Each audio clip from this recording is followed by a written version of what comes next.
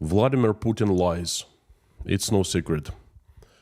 I called his lies in the past many times, but in Russia, people don't call his lies lies. They call them mistakes. I think they're afraid. Well, let me give you just a couple examples of such mistakes. Prior to the invasion of Ukraine, Putin publicly said that Ukraine was a sovereign country and Russia respected its borders. He said that multiple times at different places. Then he made the decision to attack Ukraine and said that Ukraine was a puppet state. A clear lie. Then, on March 8, 2022, he publicly said there would be no mobilization in Russia under any circumstances, and on September 21st of the same year, he ordered the mobilization. Another lie.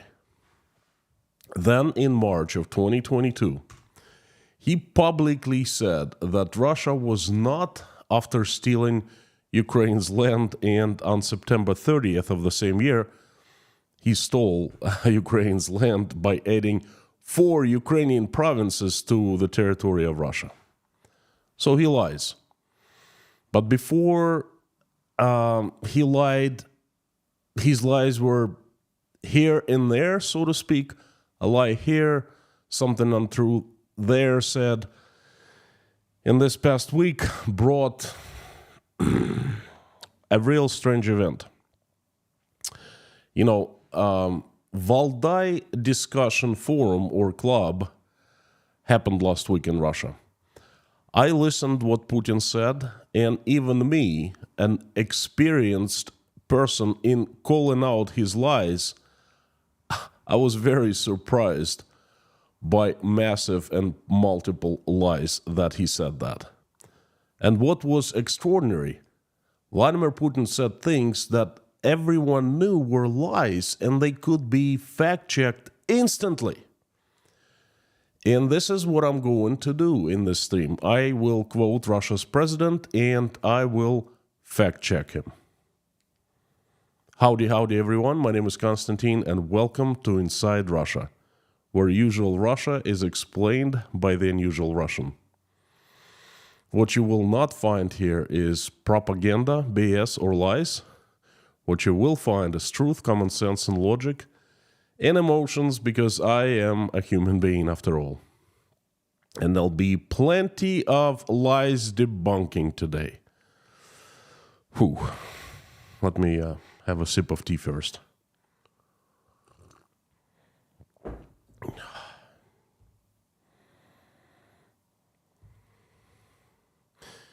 You know, I think I'm going to sing a little bit. Not much, though. I don't want to break your ears.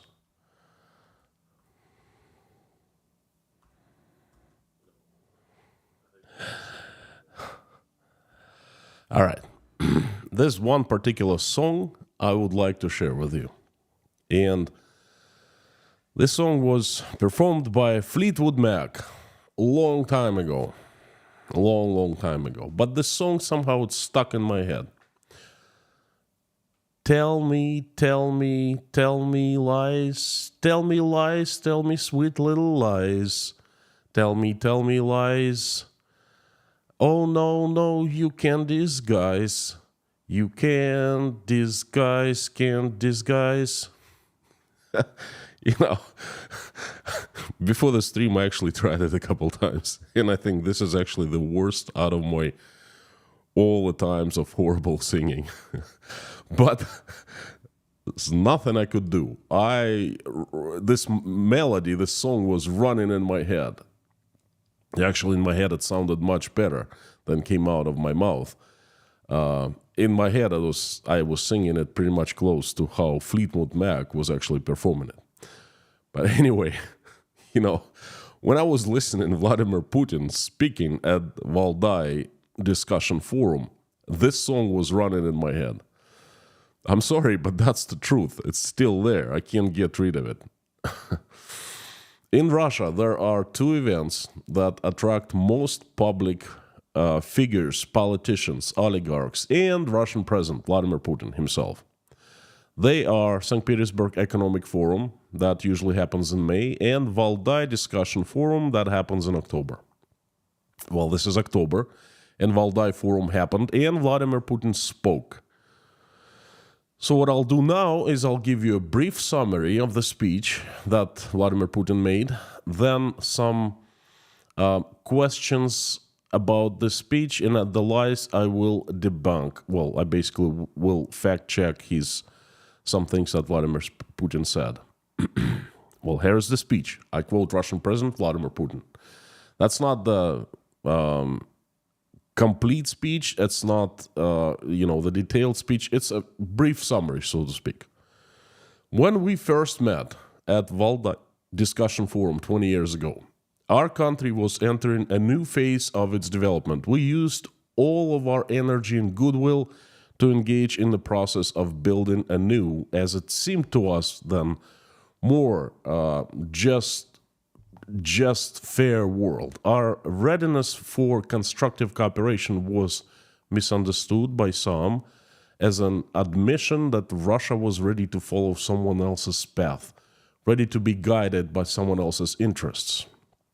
All those years, we repeatedly warned that such an approach would be fraught with increased threat of military conflict, but no one wanted to hear us or listen to us.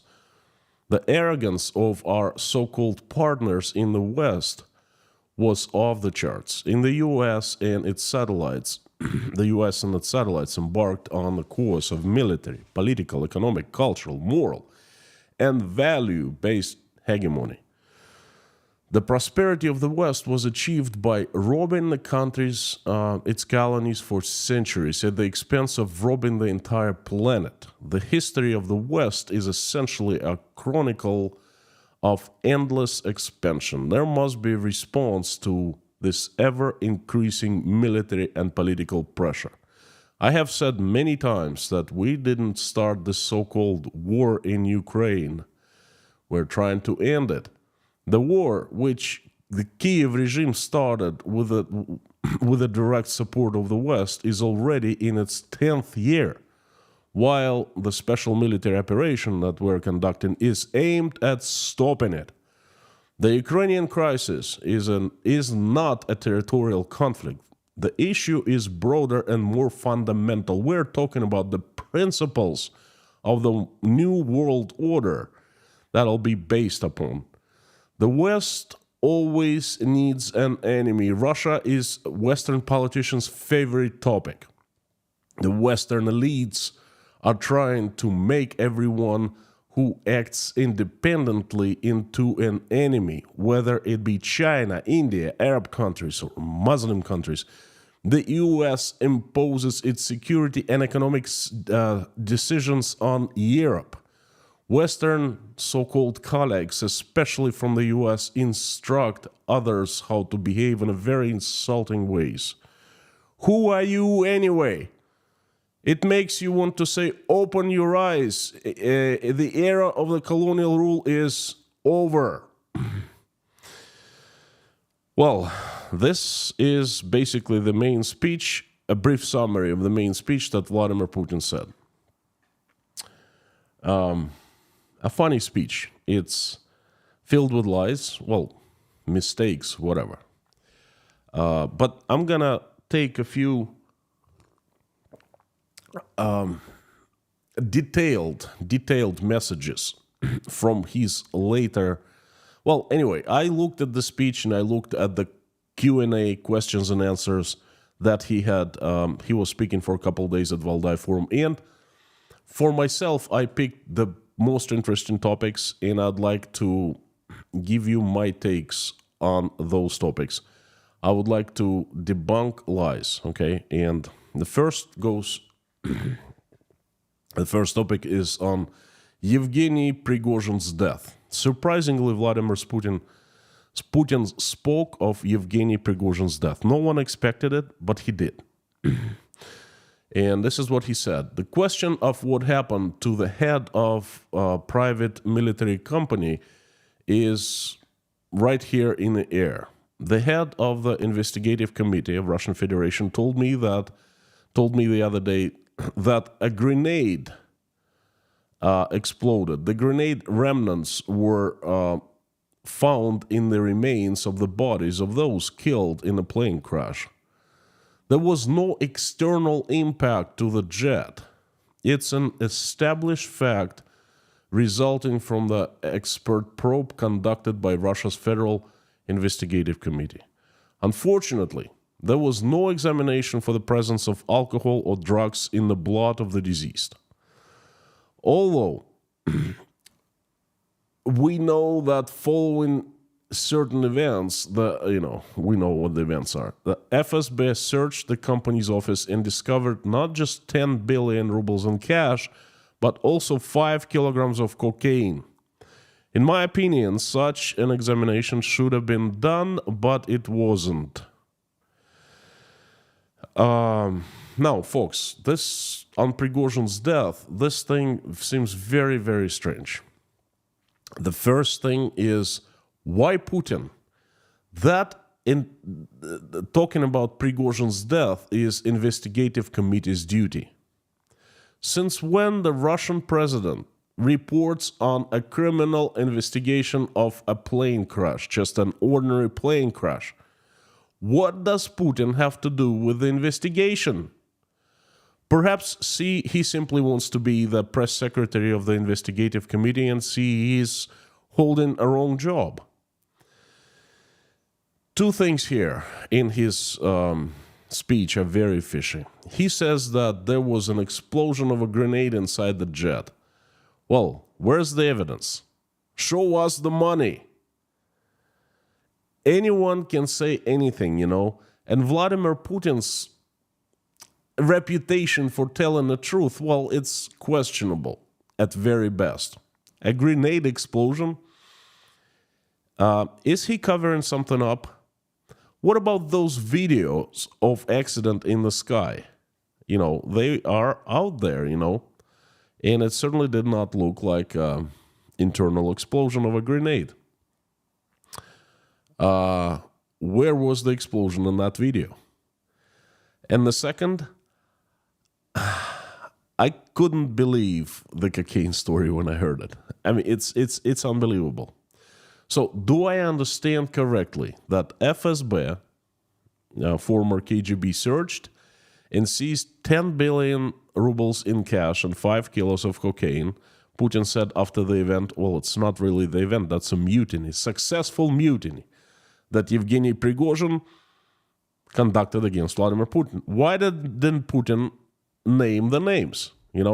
So during that mutiny, 10 billion rubles in cash and 5 kilos of cocaine were seized and then returned to Prigozhin, after he turned back. They returned money in the cocaine.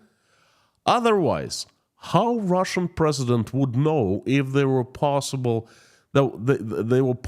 using narcotics, cocaine on board? FSB seized and that's it, no more cocaine, right? It's only if FSB returned the cocaine, then the Russian president could be saying that, okay, they were under influence, or they could be under influence, huh? The whole thing about Prigozhin's death is fishy. The Putin's arguments are fishy at the best. On Vladimir Zelensky's attendance of the meeting in Canadian Parliament that accidentally honored an SS Nazi veteran, Putin said, I quote, "It looks absolutely disgusting that everyone was applauding this Nazi, especially the Ukrainian president, who has Jewish blood running in his veins, an ethnic Jew, stands and applauds a Nazi. Not just descendant, not just a follower, but actually a person who destroyed the Jewish population with his own hands." I agree with Vladimir Putin for once. It is disgusting to applaud a Nazi. And I don't think anyone can argue with that. But here's another lie by Putin. And it's right there on the surface. Don't even have to fact check, No one, including Vladimir Zelensky, applauded to a Nazi. They applauded to a veteran, or so they thought. It is a fact that people who were applauding that guy, they didn't know that in the past he was a Nazi. What happened after this event went public, went viral, everyone started talking about that. What happened after elevated my opinion of Canadian politics and Canadian people to even a higher level. Canadian House Speaker resigned for leading everyone to applaud the old Nazi. He made an honest mistake, but he still resigned voluntarily. No one forced him. He resigned. You Canucks are good people. When a politician of such level, such caliber, resigns voluntarily after making an honest mistake like that, that shows that your society in general is healthy and decent. And Canada, I salute you for that. In Russia, after a mistake like that is made, honest or not a mistake, but knowing mistake is made, a high-caliber politician would simply laugh at people's faces and would never resign. I haven't heard of any politician, any Russian politician ever resigning voluntarily. Because Russian politicians don't come to politics to serve Russian people. They come to politics to make money. So they don't resign, And you, Putin, you should not be ridiculing the Canadians. You should be learning from the Canadians and, should be learning of the decency, regular human decency. That's all I have to say. Moving on. Putin made a very strange remark on Odessa. Odessa is a large Ukrainian city of 1 million people. It's located on the Black Sea. And I quote Vladimir Putin, Odessa is, of course, a Russian city, but a bit Jewish. Just a tiny bit. Here, to say it's a lie, it just does not justify the lie. Why Odessa? Why didn't he say Paris, of course, is a Russian city, but a little bit of French, just a tiny bit? Or New York, of course, is a Russian city. Just a little bit American, but just a tiny bit. Odessa is a Russian city? Since when? Now, Vladimir, did you fail your political geography class in the 6th grade of school? Have you ever even looked ever at the political map of the world? Do you even know where Odessa is? Odessa is a Russian city? I lived in Odessa for 1 year. I have many friends in Odessa. I visited Odessa dozens of times. It's one of my favorite places on earth. It is as Ukrainian as it gets. And Odessite, the locals, are as Ukrainians as they get. They all spoke Russian in the past, and they had a great deal of Russian culture. But that's in the past because of what you, Vladimir Putin, did to their country. They're massively turning to Ukrainian language and shaking off Russian culture. Because of you, your decision to invade Ukraine. And I don't blame them. If I was Odessite, I would do absolutely same. I wonder if people of Odessa know that their city is a Russian city and a little bit of Jewish. Just a tiny bit. I have a question to you, Vlad.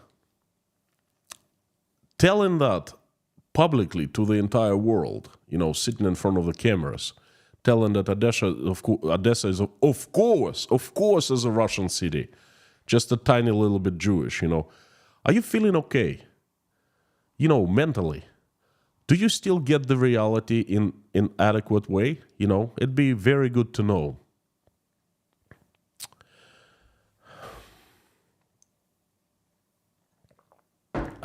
Let me move to another lie.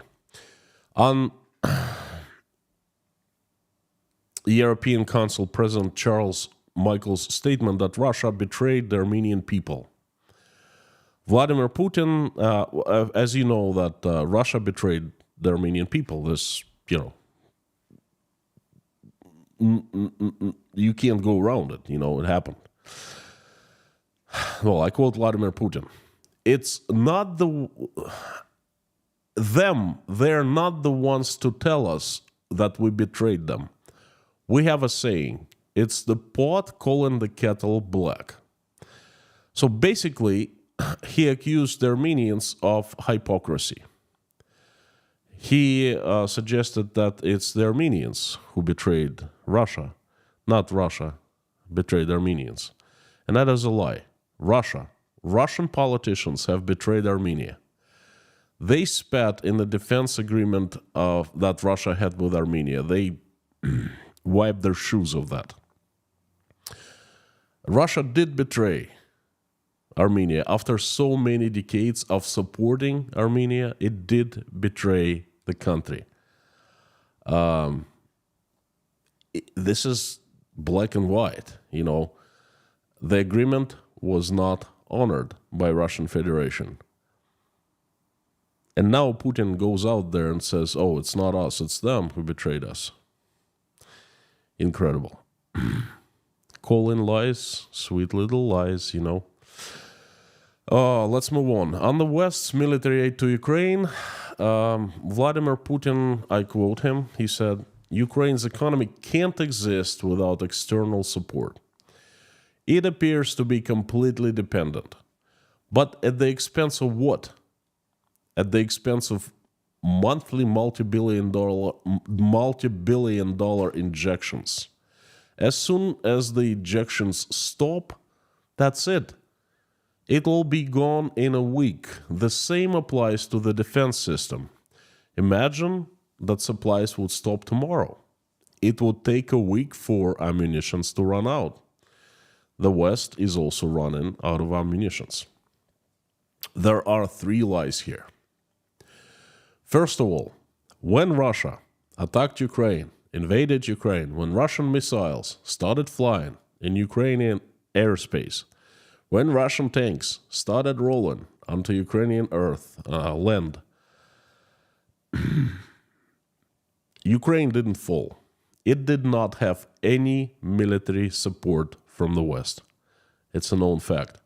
That was just Ukrainian people and the Ukrainian army. And they all stood up as one and started defending their country. Why Russia couldn't take over the entire Ukraine in the first days? Why it couldn't even take over Kyiv? Why? No military aid from the West back then. The military aid started coming later, in June, July of that following year, of the same year, 2022. Before, for months, it was just the Ukrainians. And yes, the world did help, but it was non-lethal help, non-military help, It was money. It was helmets. It was food, things like that. No military help. So saying that if the West stops supplying Ukraine the military defense systems, Ukraine would fall, that's a big fat lie. I just don't understand why he's saying that. I mean, it doesn't need to be fact-checked, okay? Lie number 2. Ukraine does not have an economy and it totally relies on financial aid from the West. That's a big, fat lie. What about before the war? How much of a financial aid was coming to Ukraine from the world? Well, not much. And somehow Ukraine was a country. It was living. It had an economy. Not the greatest in the world, but decent enough for people to live. Okay? And somehow it was doing not magnificently well, but it was doing okay. And here comes Russia and destroys Ukrainian economy. Well, Vlad, you actually would love that the entire world would turn away from Ukraine, forget about it, and Ukraine would not get any help. It just doesn't work like that, Ukraine has been getting help, thank goodness, and it will be getting help for a long time. After the war is over, Ukraine will be rebuilt with the help of international community, and the help will not just be the money. It's going to be many other ways, including the technology, the people, and so forth, and Ukraine will shine, unlike Russia. So that's a lie, that Ukraine is totally dependent on financial aid from the West, monthly to monthly infusions. Yeah, right. And I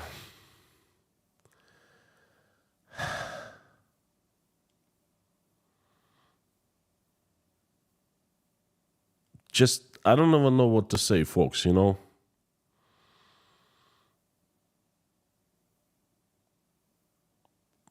What Putin is saying, his take on Ukraine shows that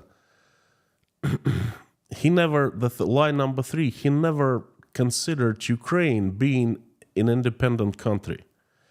He always considered Ukraine being a part of Russian world, controlled by Russia, puppeted by Russia. And when Ukraine started actually breaking free of Russian influence and started choosing its own destiny and turning west, allying with the Western countries, becoming part of the Western world, all that got him absolutely mad, okay? But hey, it's a sovereign country. It can ally with anyone it wants. It can do anything it wants. It can militarize, it can, demilitarize, it can be democratic, or it can be a total vassal state of whoever. It doesn't matter. It's none of Russia's business, okay? So, lies here again. The thing is, he never considered Ukraine to be sovereign, but mastered by Russia. Oh, Ukrainians, please forgive us. That's not going to be forgiven easily, and it's going to be remembered for generations now. Just one man's hatred towards your country. And in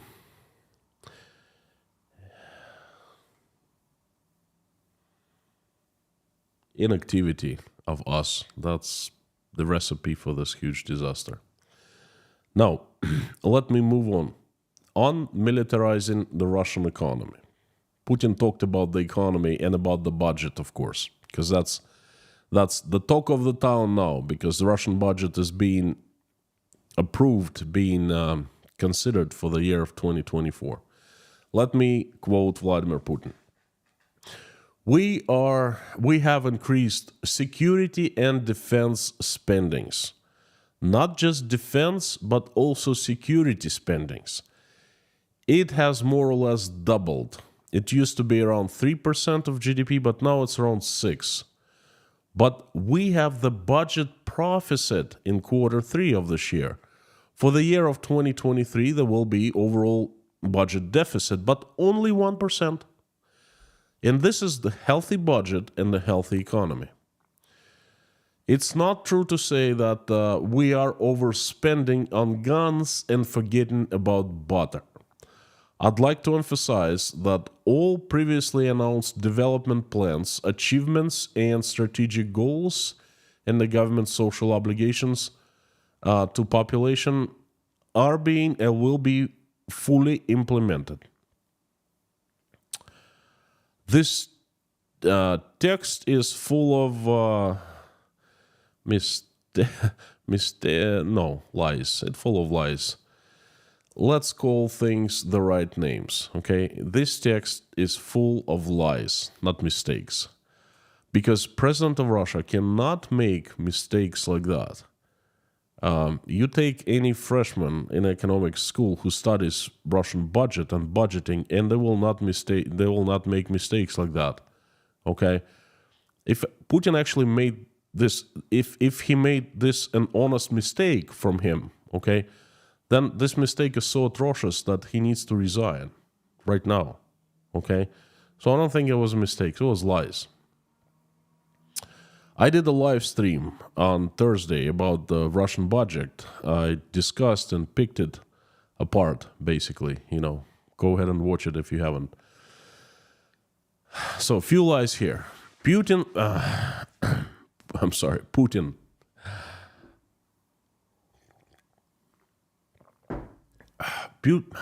Putin says that security and defense expenditures are doubled in 2024.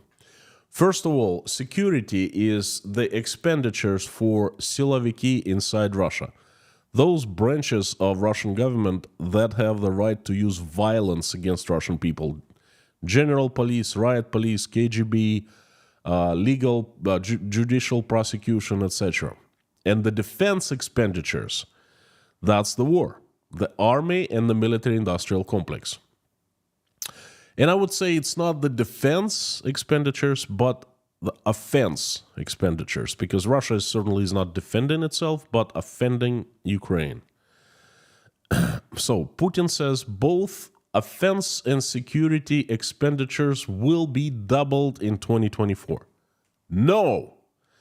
The expenditures just for the offense, for the war, will be doubled in 2024 compared to what was planned for the war this year, 2023. And this year, they have quadrupled from the last year. And next year, they will amount 10 trillion rubles compared to 5 trillion in 2023. Doubled. Just the defense or offense. And there's a separate article called security. And combined, both expenditure articles increase. Both these articles combined is way more than double, much more than double. Don't lie to us. It's not double, more or less, way more. Combined, these two budget articles amount to 40% of Russian budget, of all spendings that Russian government will be doing in 2024. Folks, I will translate English to English for you. Every 4 out of 10 rubles in Russia in 2024 will be spent either to kill Ukrainians or to keep Russians in check and enslave them.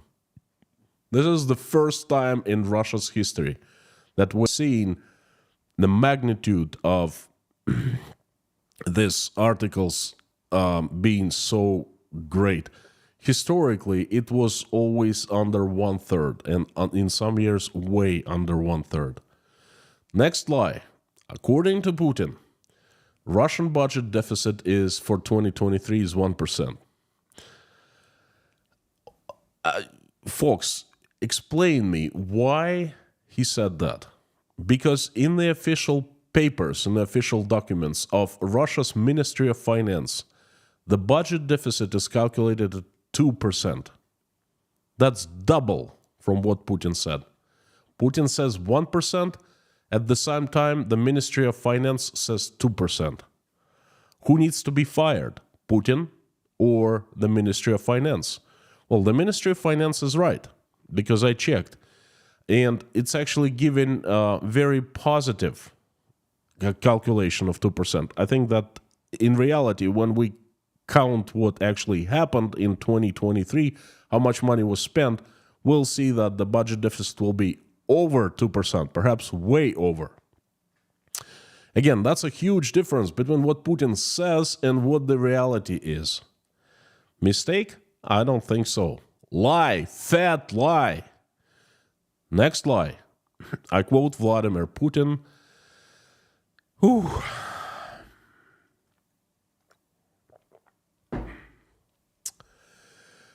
It's not true to say that we are overspending on guns and forgetting about butter. Well, basically, he said that the Russian government is trying to keep the budget balanced, okay? Spending on the military and at the same time spending for everything else, for the society, you know. The Russian government is forgetting about the butter. Russian budget for 2024 goes like this. Military spendings are up. Everything else, almost everything else is down. Cuts, budget cuts.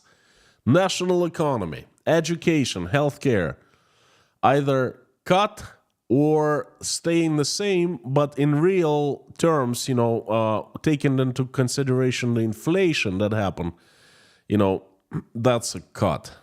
That's spending less. The biggest question is, why does Vladimir Putin say these outrageous things on public, openly, often with smiles on his face? Doesn't he understand that he says lies, that it's so easy to fact check them? Might be different answers. Might be that he knows that Russian people, and then he addresses Russian people. His messages are are addressed to Russian population. Perhaps he thinks that no one cares, no one will fact check them, everyone just believes what he says unconditionally. That's one of the options. Another one is that he's been majorly framed for and blamed in the future for, and then this fact checking will be done not just by me, but people who will come to replace him. They will look back and say, hey, just look at his speech at the Valdai Forum. I mean, it's obvious he lied. Look, he was saying 1% when in reality the paper said 2%, okay, and then so forth. And that's going to be a blame game. That's another possibility. Or simply he's out of touch with reality, you know. I don't know. That is just my guesses, but the fact-checking are fact-checking, you know. I tried to do the best I could today, so you understand where Vladimir Putin was coming from, making his statements at the Valdai Discussion Forum. And this is it for today. I think what I said is self-explanatory and easy to understand. Basically, I don't even know what to add, you know. I'd like to ask you one thing. Please give me your feedback. What do you think? Do you agree with me that you see the lies, or you think that perhaps I over-exaggerate? Please let me know in the comments in the chat, live stream chat that I'm going to turn on right now. Or if you're watching after the live stream chat is over, please leave in the comments below. I really would appreciate that because, you know, I not only make live streams and share my messages, but I love getting feedback from you as much, even better, even more than actually sharing information with you. So please, let me know what you think. Give me feedback. Before I turn on the live stream chat comments on, I'd like to add one more thing. I'd like to say that I stand with Israel on what's happening right now. And I'm sending my condolences to those Israelis whose families, members, and loved ones were killed. Thank you, and I'm turning the live stream chat on.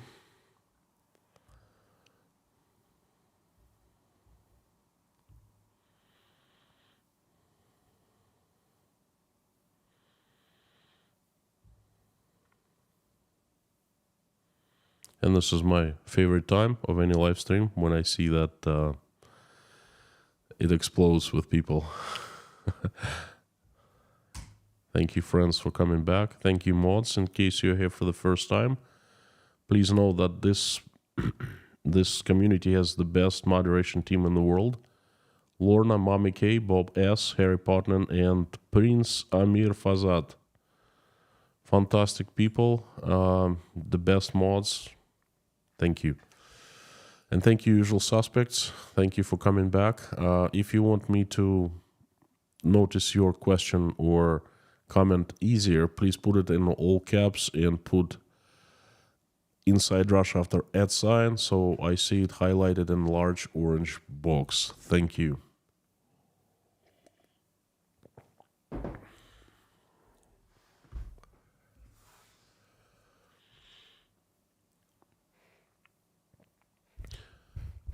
Samsa Solman, thank you for the first question in caps. Hi, Konstantin. Yes, Putin is talking Russian strategic truth. As Marty J. Kari. Not sure. So you think he's telling the truth? He's not telling the lies? Okay, point taken. Thank you. Harry Potman, thank you for coming and saying, putting this thing in caps, the comment in caps. Howdy, howdy. Lorna, Mommy K, Bob S.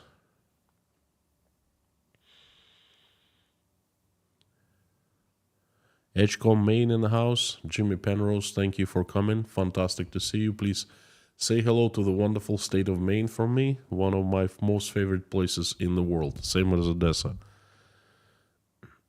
Tupla Lusto, howdy from Finland. Sending my love to Finland from Tashkent, Uzbekistan.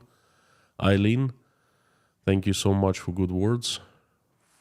Found it hard to listen because Putin's words make me physically sick. Liar, liar, pants on fire. Well, I apologize, but I have to say unpleasant things sometimes, you know. KG1, howdy. Bob S. Baker Stock, hello.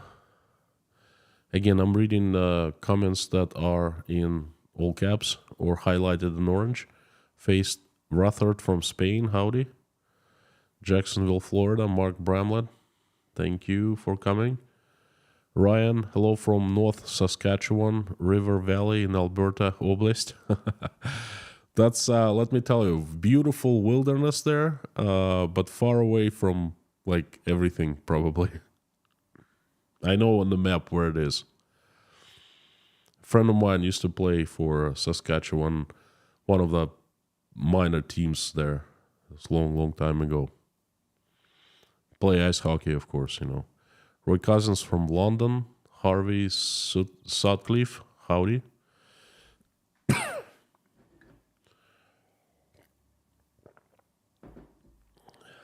Cookie Bombay, howdy. Andy W. Mario, howdy, howdy. Sam K, hello. 1-0 to the Arsenal. Michael Silberg. The joke is, if Putin opens his mouth, he's lying. Well, it's kind of not a joke. This is not the case. The idea of truth and lies has no meaning to Putin. He says what he simply believes, serves his interests, truth, lies, or otherwise. Well, thank you for supporting, Michael. Thanks for the statement. You see, you got to be absolutely delusional if you do that. Because if you come and say, hey, this car is black and the car is white, I mean, if you believe it's black, it doesn't make it white. And everyone sees that. And you know, it's like absurd, okay?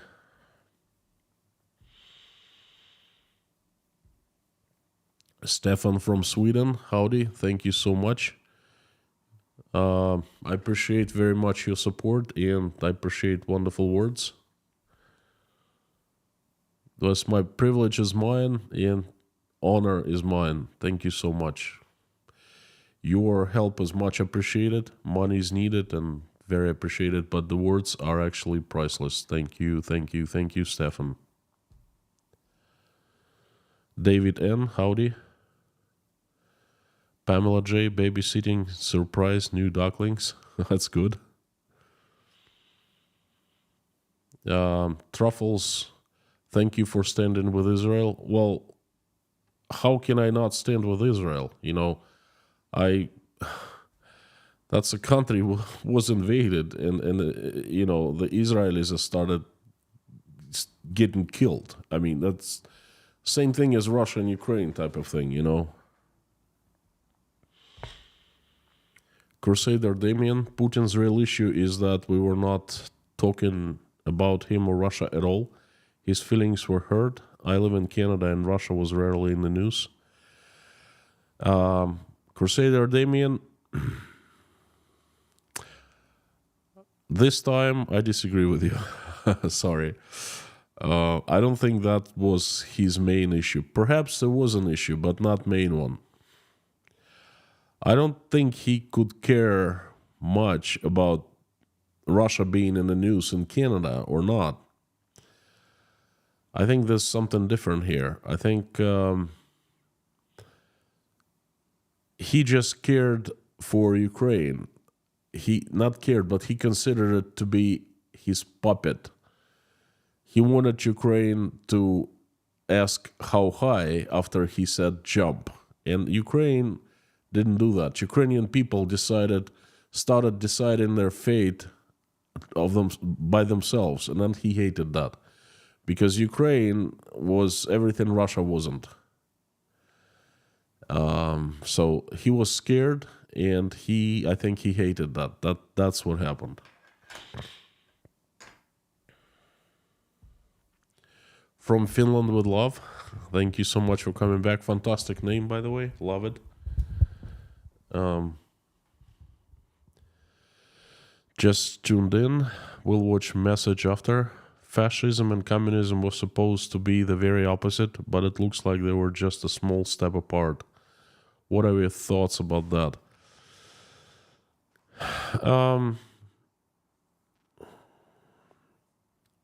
They're not just a small step apart. They are different systems. They're both equally not good. Fascism, in my opinion, is worse than communism, but communism is not a great system either.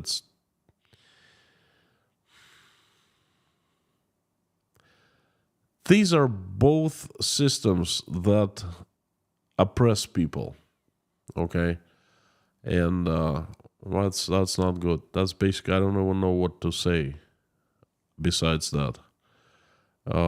I wouldn't want to live in either one, and neither in fascism or in communism. I lived in communism, and no thank you, but no thank you. I don't want to do that anymore.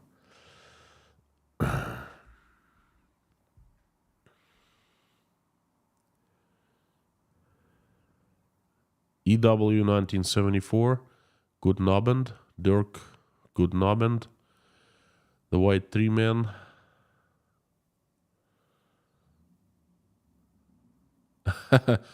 User named Jory, please someone get this man autotune. What's autotune?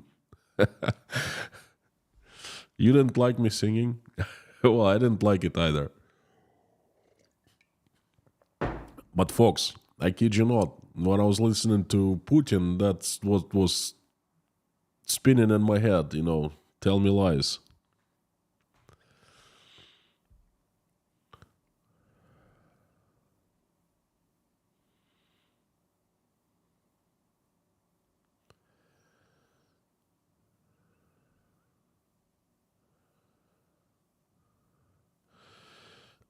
George Rames, Constantine, are we even sure that there was real Putin giving that speech? No, we're not. At least I am not.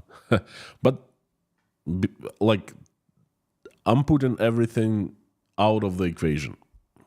Let's just pretend it was a real Putin. Or whoever was on the screen, whoever was at Valdai Forum, he was speaking.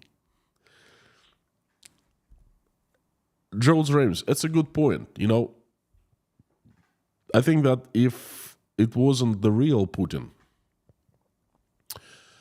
I think that if it was that Putin who, the Patriarch Kirill was talking to by, telling him by his name, real name, Vladimir Sergeyevich or something, Anatolievich, Vladimir Anatolievich. If it was Vladimir Anatolievich, then it's pretty darn bad, because the entire country of Russia has been fooled. They replaced the president and put some kind of a guy in place of him, and everyone believes it. Frank in Texas, howdy. Paula W, I just got an ad again, strange. Look, folks, I'm not sure about this ad thing. I know that YouTube has changed something about his ad policy, and they're changing again in November. I received a message, something, you will be able to regulate ads more in a more flexible way. So I don't know. I haven't figured out what's going on. I apologize if it causes you inconvenience. Jeffrey S, howdy.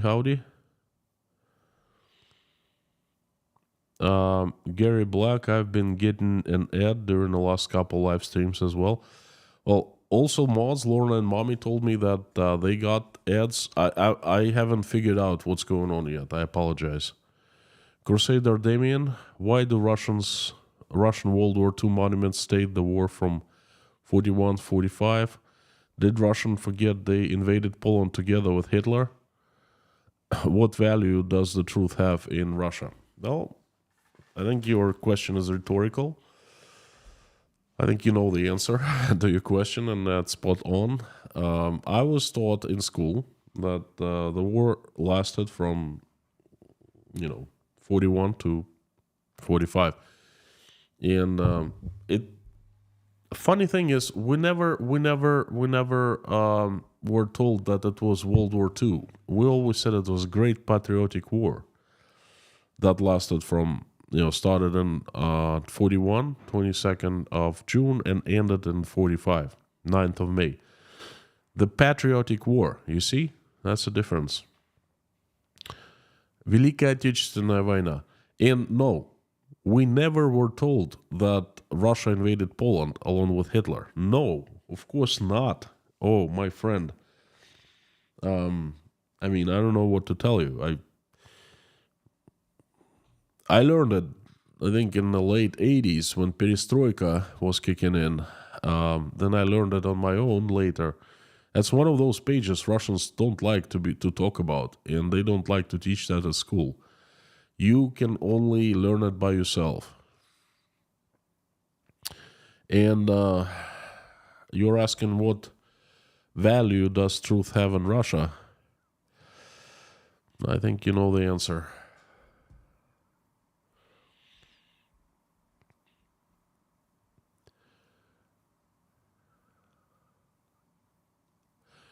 King of the Clutch, howdy from New York City, sending love to New York City. Have you heard that New York is a Russian city, of course, but a little bit of American, but just tiny bit Russian city, I'm applying Russian logic, Putin's logic to what he said about different, cities. He said about Odessa, I'm applying that logic for other cities. Hang on.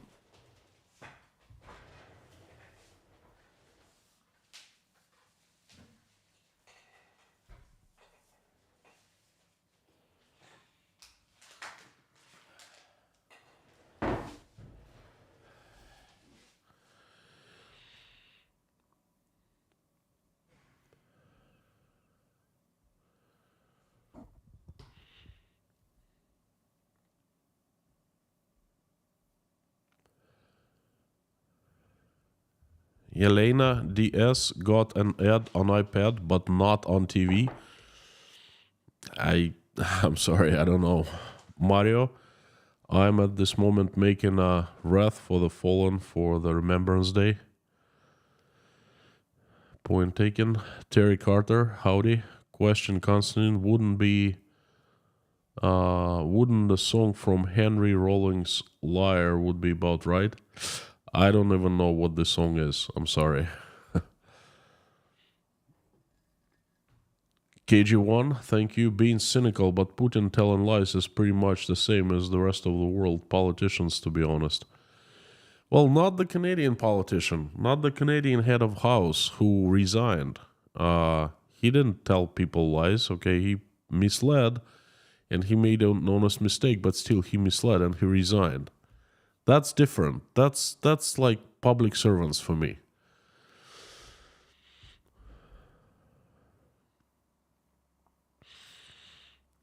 Chicago may as well be Russian too. Yeah, any city really.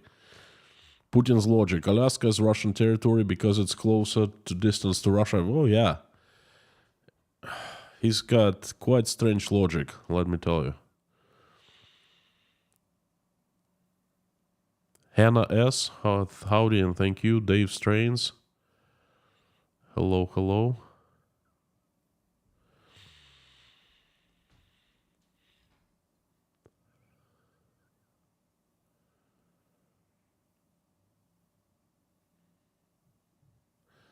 Nation Demon, Dima Medvedev tried to put shade on Olaf Scholz and company the other day for 0.4 point negative economic growth. He really thinks Russia as a total is like Moscow City, isn't he?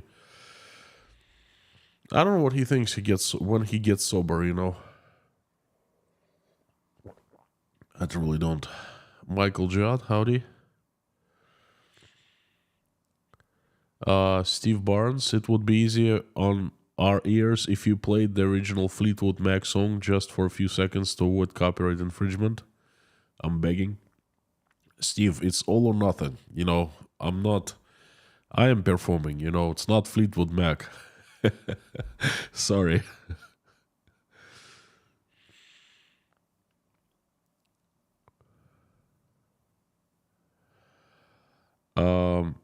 RJ, AAA, Hamas connected to Putin. Very strange invasion of Israel. Very strange war. This is something I will investigate further. I cannot answer this, but very strange. It almost seems like it's useless, and it takes world's attention off Russia and Ukraine towards Israel and Palestine. Very strange. You know, don't. I can't tell you much about it now, but I will.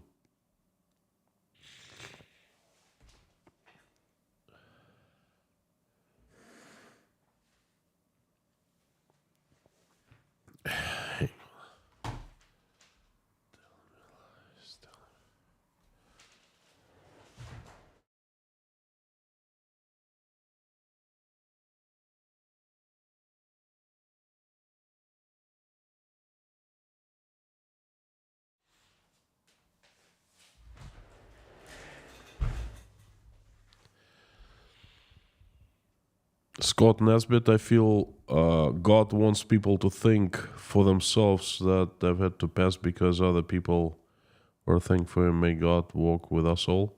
Amen to that.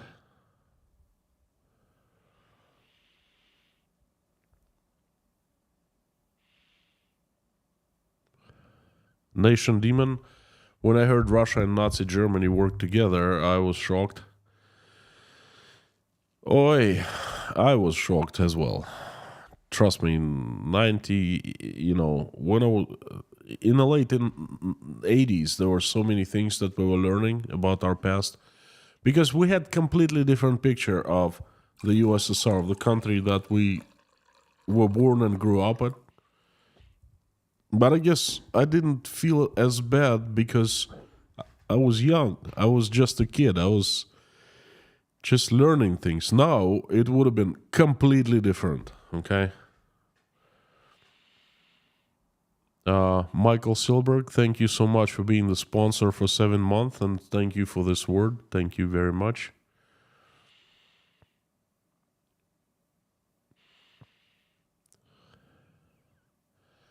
Guy L, Hamas have been working for a long time to organize this type of attack. Plus, taking hostages isn't a good sign for the next stage. Well, Guy L. Hamas is done. I mean, I don't have any doubts that Israel army is going to wipe Hamas off the face of earth. Why would they commit suicide? That's the question. Canadian in London, Brenda, howdy. Sam K, thank you so much. You're awesome. Every dollar or pound or euro counts these days.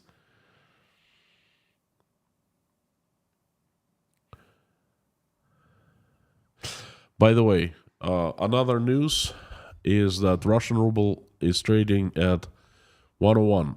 101 Russian rubles can buy you American dollar. It means that 1 Russian ruble is less than 1 American cent, less than a penny. I'm thinking whether to make a stream on that or not, but it's it's becoming old news, kind of, okay?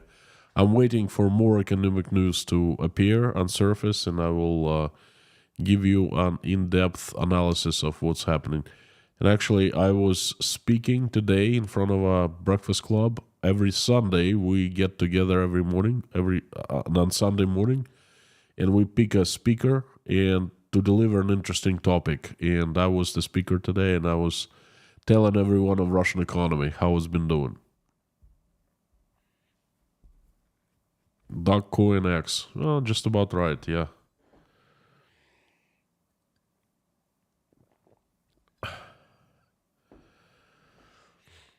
Todd Howard of Bethesda Video Games. I don't know who that is.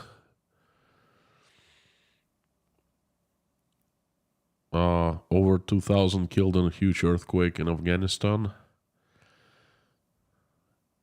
Jens Eric, howdy. Just wanted to say hi from Norway. Thank you for doing your informative streams. Thank you so much. Sending my love to Norway from Tashkent, Uzbekistan.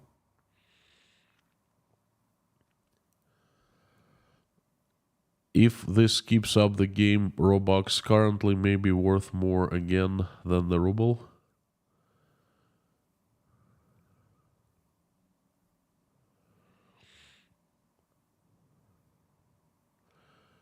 Robux currency. What's a Robux? Game Robux currency. I don't know what that is. I'm sorry.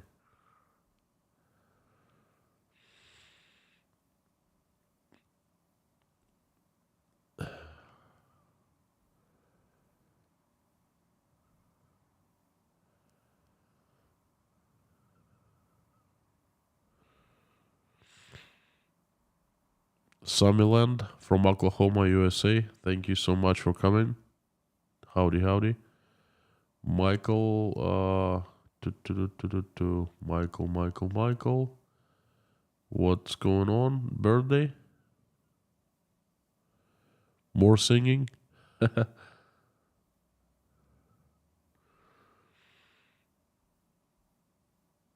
um, Michael, I'm not seeing. Is this a birthday song or what?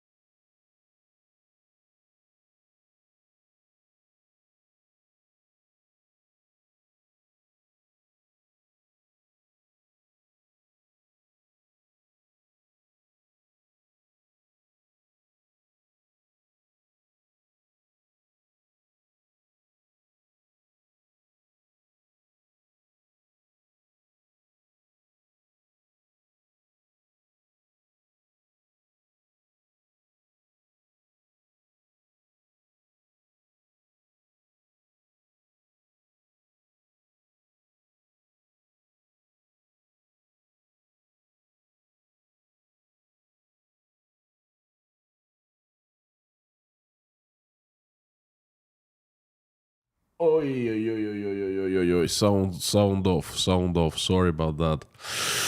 Ow. So, 0-0. Anyway, the last I was talking about Medvedev. Medvedev, yes, no comment. You made a fantastic post about Medvedev.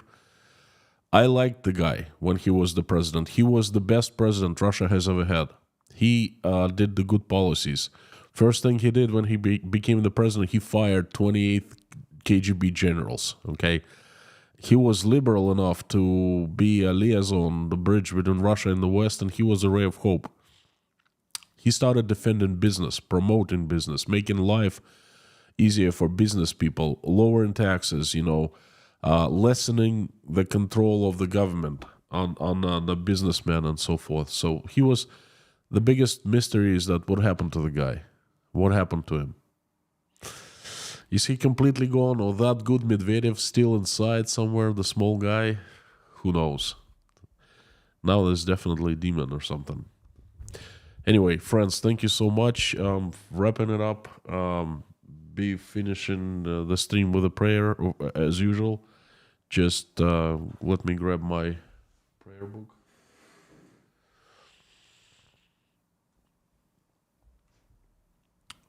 Oh, yeah.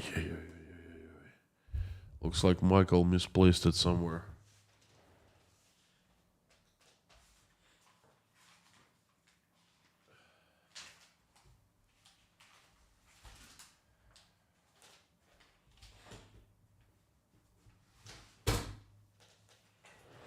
There you go. My friends, let's pray. Thank you so much. Let's finish this Sunday with a prayer.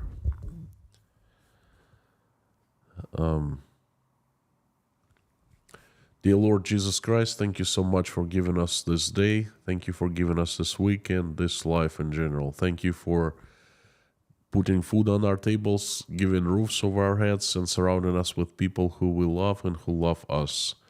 Dear Lord, please give us wisdom to keep the skies above our children's heads peaceful and clear. Please give us wisdom to raise them in a way that when they grow up and become adults, they will do a better job of running this world than we have done. Meanwhile, for now, please keep our children safe and healthy. Dear Lord, please help Ukraine. Stop the bloodshed. Reach out and touch the hearts and souls of people who are responsible, capable, so that they make decision to stop. Please help the Ukrainians who have been suffered from this terrible tragedy. Send them help, send them answer their prayers, make their wishes come true. Also, please help Israel to withstand the attacks, to withstand the evil. Please help stop the bloodshed in Israel, and also please help the Israelis who have lost their loved ones and are suffering in pain. Answer their prayers and make their wishes come true. Please help my country, Russia. Assemble your strongest army of your strongest angels with sharpest swords led by Saint Michael, and send them to this earth like a heavenly avalanche to get rid of the demons that have hijacked my country. Please have your angels run Russia, make it peaceful, loving, loved, respected, and respecting. Please help to everyone who is traveling, send them safe travels, running away, seeking for asylum from danger, from the evil. Please help those who are under attacks in Israel and in Ukraine right now. Please, God bless those who are helping the Ukrainians. Please help the single mothers who are raising their children, struggling, making their ends meet. Please help all those who are depressed, hungry, jobless, homeless, sick, struggling with faith.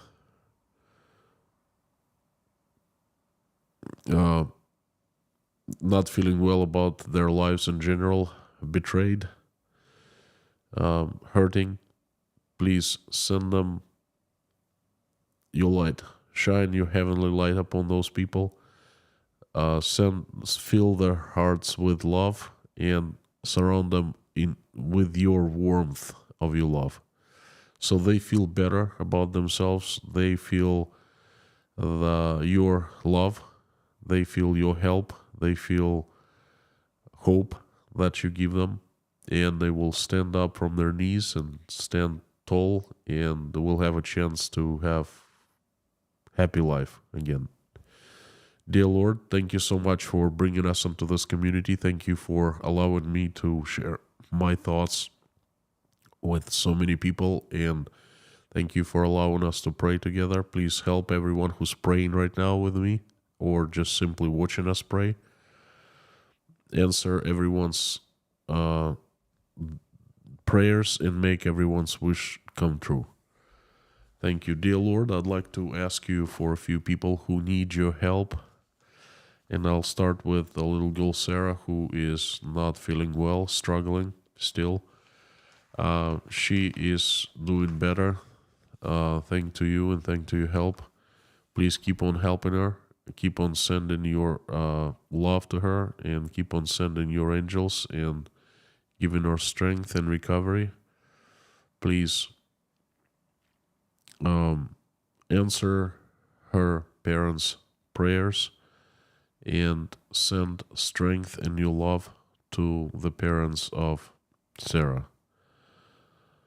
Please send complete recovery, help the girl recover completely so she comes from the hospital to her home where she belongs, and her parents will be delighted to have her healthy, and they will just have a happy life together. Please do that. Dear Lord, please help Kyle, his wife, with she needs professional help with interviews and work. Joseph Johnson, Rhonda McGillis, please help. She is fighting cancer. Jason Connor, send recovery, please. Jenny Stevenson, Jay Spike, Leslie Fleming's daughter, Bas Simon, Sam from Kiev, Wayne, who's fighting 2 cancers, Anna from Poland. Scan families, members who need your help, who are not feeling well. Dave and Dawn, Summer 613's mother, please send recovery. And Larson, her family, and especially daughter Hannah, who are not feeling well in the hospital and needs your help a lot. Liz Dombrell, Darla, White Lightning, George Ruberty, Dave Strains, Pam, Julie W., Vasilin Lubomirov, Heather, Gloria Roberts,